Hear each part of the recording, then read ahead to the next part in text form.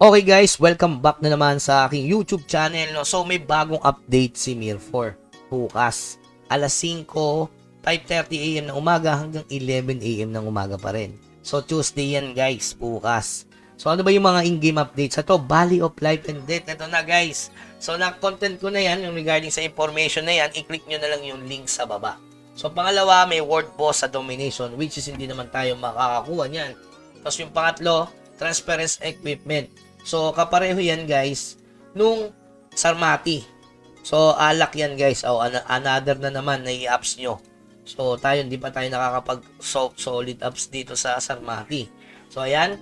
Pang-apat, Awaken Book of Secret. Ito na, inabangan natin guys yung Book of Secret. So, ang una dyan yung 7 days check-in. So, solid pero walang goldings ngayon. Puro Sarmati, Wuyogi. So, at least kahit pa paano, libre pa rin, no? Okay? So, yung pangalawa doon is itong share. Ito, miming naman kung kailan ako walang epic, no? Na Norsol. Ayan, no? Grabe. Binabaan yung failure rate nila. Diba? So, ngayon na kayo mag-ups, guys. Kasi, binabaan nila pati energy. So, tipid ngayon. Tapos, mababa yung chance na mag-tangled o mag-level down. Ito na, hinihintay nyo yung pangatlo, yung clan coins. So, marami na mga clan coins. May maganda dito. Itong Epic Ice Crystal. Epic Dragon Steel. Ayan, twice. Tapos Magic Square, oh. Ticket, the best din yan. Boss rate, oh. Twice yan. Tapos times 4 sa rare skill potential, oh. Sobrang solid. Nung sa clan coins event nila. Pero walang glittering, yun lang. So, yun. Yung pangapat nila, Ruler of the Valley of Life and Death. Ito na. Yung Life and Death na kinontent na natin. So, mga may first place yan, makakuha ng mga ganyang item. So, para sa lahat, ayan guys, magano na lang kayo ng content link ko sa baba. So, may Yellow Dragon Surprise nito gift box.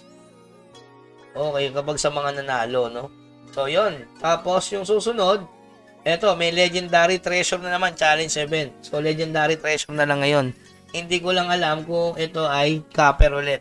So, check na lang natin sa mismong event ni Mir4. Tapos, New Battle Pass ni Wuyogi Mission Scroll.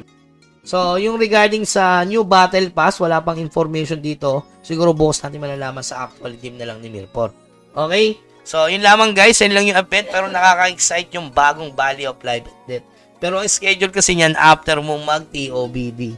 So, sobrang 24 hours na nito ni Mir4 no? So, baka sabihin nyo, nag-quit ako sa Mir4 guys. Hindi So, ayan. Siyempre, focus lang muna tayo sa Nightcrow. Kasi nga, 2 months ko pagpapaguran to. Kasi nga, baka dito yung potential na 2K per day is real. Okay? So, yun lamang guys. Keep grinding lang. Walang masama dyan kahit ilang game ang laro nyo. Basta, ang importante is nag-i-enjoy kayo. Hanggang sa muli. Huwag kalimutan mag-subscribe. Paalam.